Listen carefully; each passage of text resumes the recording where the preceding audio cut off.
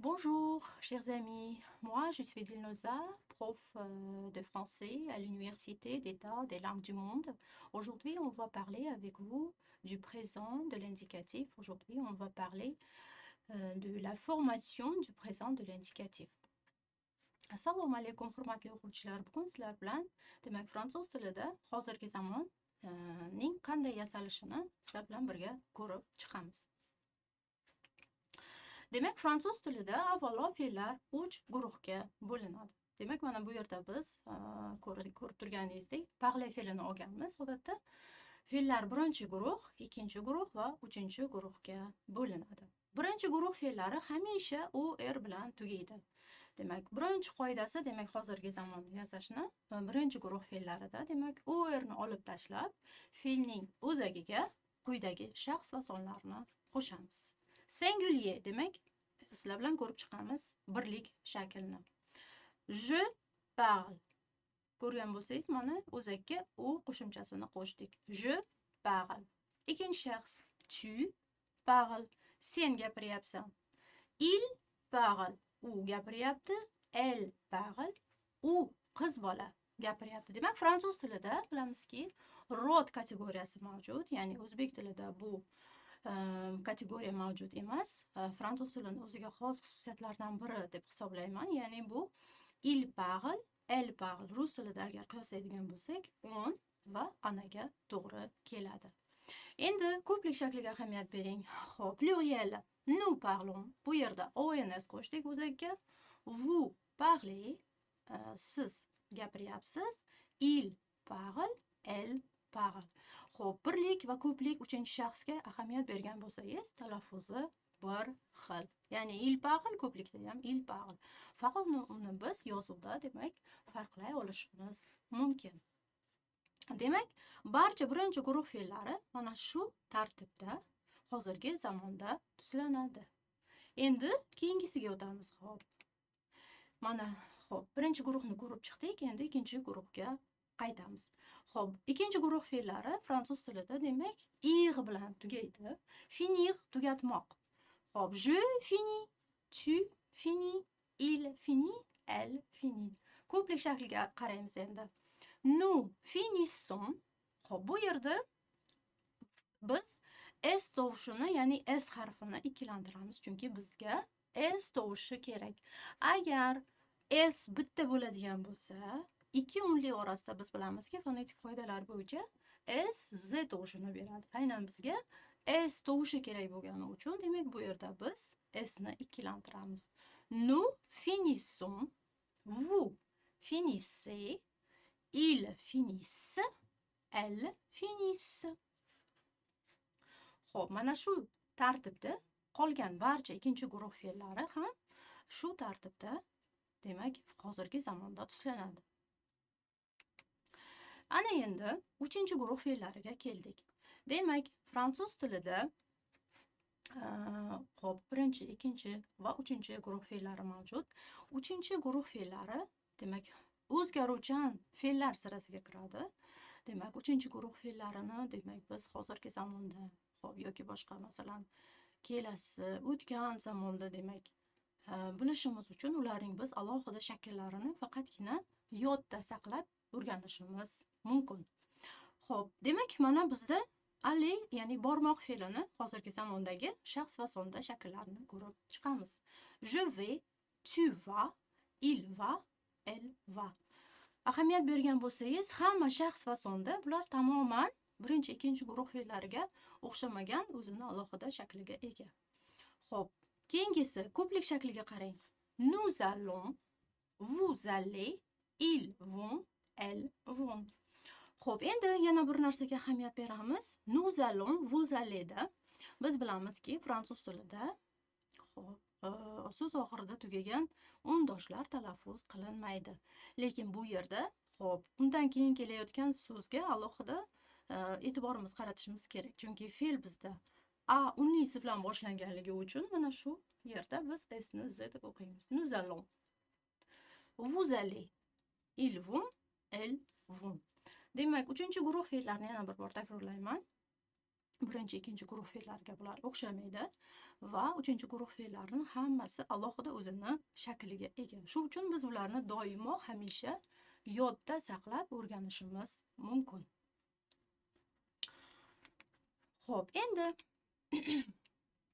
être fe'lini qaraymiz. Être fe'li, avoir fe'llari bular demak fransuz tilida kundalik hayotda ishlatiladigan fe'llar.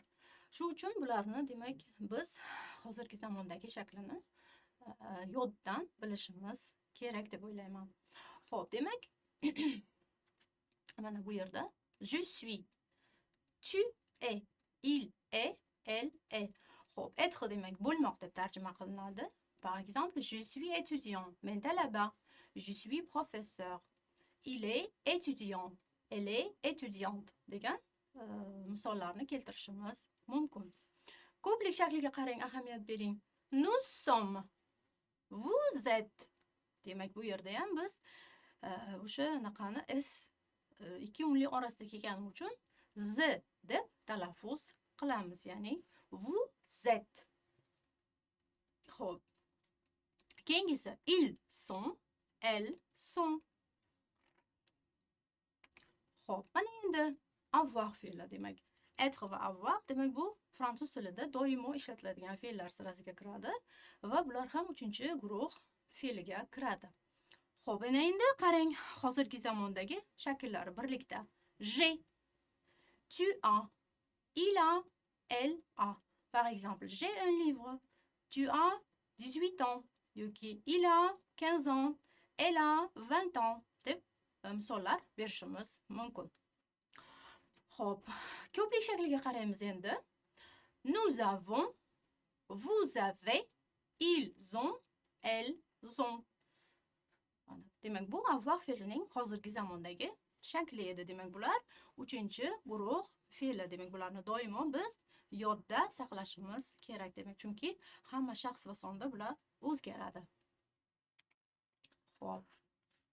Ana endi biz siz bilan demak hozirgi zamonni ko'rib chiqyapmiz. Fransuz tilida hozirgi zamon qanday yasalishi.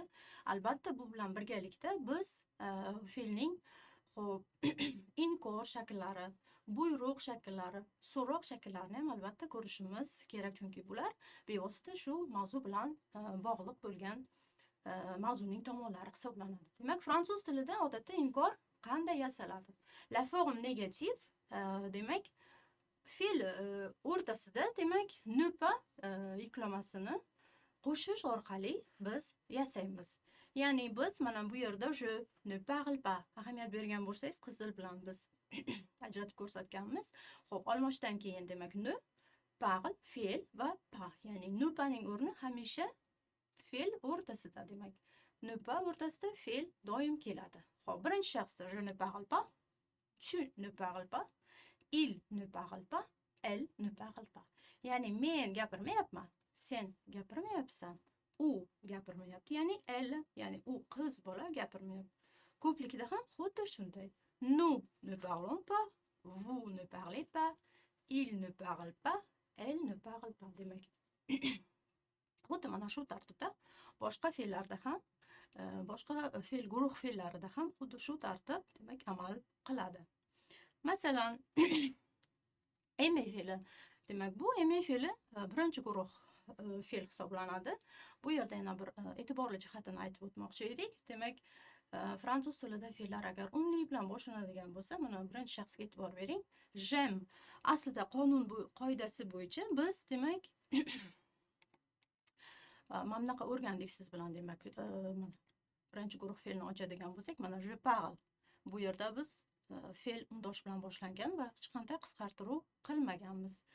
Mana bu bergan misolimizda demak bu yerda ahamiyat berayotgan bo'lsangiz, aimer birinchi guruh fe'li, lekin unli bilan boshlangan, shu uchun demak olmoshdagi u tushib qolib apostrof qo'yilgan. J'aime. Ikkinchi shaxsda tu aimes, il aime, elle aime. Demak, faqat o'zgarish shu e'tiboringizni qaratishingizni xohlardim birinchi shaxsda. Xo'p, endi buning inkor shakli qanaqa bo'ladi aimer fe'lini? Mana bu yerda endi qarang, je n'aime pas. Ya'ni ne pas biz aytdik, demak fransuz tilida inkor shakl ne pas yuklamasi orqali amalga oshiriladi, lekin agar fe'l unli harf bilan boshlanadigan bo'lsa, hamisha nodagi u tushib qolib, demak apostrof qo'yiladi. Mana bu yerda ko'rishingiz mumkin. Je n'aime pas va hamma shaxs va sonda xuddi shu tartibda davom etgan. Je n'aime pas, tu n'aimes pas, il n'aime pas, elle n'aime pas. Ya'ni men yomon ko'raman, xo'p, sen yomon ko'rasan, u yomon ko'radi va nous n'aimons pas, vous n'aimez pas, il n'aime pas, elle n'aime pas. Demak, xuddi shu tartibda boshqa fe'llar bilan ham fe'lning inkor shakli shunday yasaladi. Ana endi hop, mavzuyimizning davomi sifatida form imperativ haqida gapiramiz, ya'ni fe'lning buyruq shakli. Fransuz tilida demak fe'lning buyruq shakli hozirgi zamon, hop, ikkinchi shaxs birlik, hop, birinchi shaxs ko'plik va ikkinchi shaxs ko'pliklardan yasaladi. Albatta, fe'lning buyruq shaklini yashaganimizda biz olmoshlarni ishlatmaymiz, ya'ni olmoshlar tushib qoladi hamda e'tibor qaratishingizni xohlardim. Xo'p, birinchi guruh fe'llarining ikkinchi shaxs buyruq shaklida hamisha s harfi tushib qoladi. Ya'ni biz birinchi qoidada o'rganganimizdek, demak, ikkinchi shaxsda os qo'shganmiz. Bu yerda esa buyruq shaklda o'sha s tushib qoladi. Ya'ni mana parle, parlons, parlez. Ya'ni gapiring, gapiraylik va gapiring tartibida. Xo'p, ikkinchi guruh fe'llari esa demak hech qanday o'zgarishsiz xuddi shu tartibda davom etadi. Ya'ni fini, finissons, finissez. Tugat, tugataylik, tugating. Yoki uchinchi guruh fe'llari, ya'ni bular aytganimdek uchinchi guruh fe'llari hamisha o'zgaruvchan bo'ladi va ularni biz hamisha yodda saqlab ularni o'rganishimiz mumkin. Va mana bu yerda masalan biz hozir namuna misol tariqasida être fe'lining buyruq shakllarini keltirganmiz. Ya'ni sois, soyons, soyez, bo'l, bo'laylik va bo'ling. Demak, odatda buyruq shakl xuddi mana shu tartibda yasaladi. Demak, uchinchi guruh fe'llarini biz buyruq shaklini yasayotganimizda albatta ularning alohida shakllariga, formalariga e'tibor qaratishimiz lozim. Xo'p, endi mana hozirgi zamonda fe'llarning, ya'ni so'roq shakllarini qanday yasalishini sizlar bilan ko'rib chiqamiz. Ya'ni fransuz tilida odatda so'roq forma 3 xil usul bilan yasaladi. Birinchisi bu mana tu parles, ya'ni bu ohang, intonatsiyani ko'tarish orqali, ya'ni ega va kesim o'z o'rnida qolib, faqat ohangni ko'tarib so'roq formani yasaymiz. Xo'p, ikkinchi shakli mana parle tu, bu degani inversiya, ya'ni inversiya degani ega va kesimning o'rnini o'zgartirish. Shu orqali ham biz so'roq formani yasashimiz mumkin. Xo'p, uchinchisida est-ce que tu parles? Est-ce que tu parles? Bu yerda biz ega va kesim o'z o'rnida ahamiyat bergan bo'lsangiz, faqat xo'p, oldida est-ce que oborotini qo'yganmiz va demak so'roq shaklini hosil qildik. Yoki mana vous parlez, bu yerda ham intonatsiyani ko'taramiz, ya'ni ohangni ko'taramiz. Ega va kesim o'z o'rnida. Parlez-vous? Inversiya. Est-ce que vous parlez? Siz gapiryapsizmi? Tartibida, demak. Mana shu qoidalar orqali fransuz tilida demak so'roq forma yasaladi. Ya'ni maxsus so'roq so'zlar orqali ham demak so'roq so'zlar, so'roq forma fransuz tilida yasaladi. Demak, bugun sizlar bilan hozirgi zamonning birinchi, ikkinchi, uchinchi guruhda yasalishini fe'llarda ko'rib chiqdik va ularning negativ, ya'ni inkor, bo'lishli, so'roq, buyruq shakllarini sizlar bilan ko'rib chiqdik. Bugunga mo'ljallangan darsimiz o'z nihoyasiga yetdi. E'tiboringlar uchun kattakon rahmat.